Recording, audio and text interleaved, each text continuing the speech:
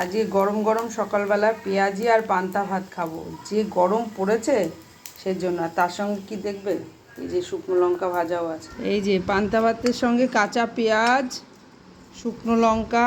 শুকনো লঙ্কাটা পুরোটা খাবো না আমি বাবা, আমার ঝাল লাগবে। ওমা পুরোটা খাবো না, দাও আলু ভাজা বড় ভাজা।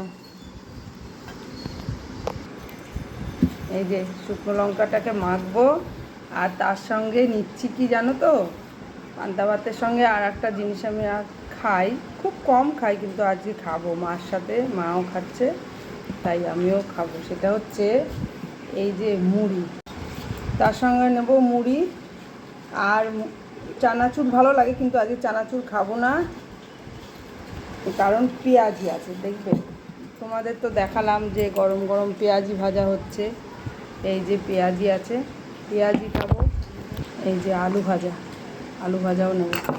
এগুলো দিয়েই খাবো আজকে। আর চানাচুর খাবো না, যে গরম পড়েছে চানাচুর খেয়ে যদি অ্যাসিডিটি হয়ে যায় সবার দরকার নেই, সেই জন্য চানাচুরটা আজকে স্কিপ করছি।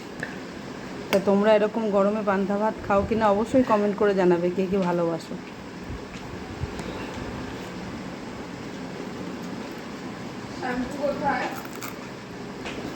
দারুণ হয়েছে পকোড়াটা, পেঁয়াজের পকোড়া। খেয়ে নিই এখনকার মতো, টাটা, আবার দুপুরবেলা আসবো।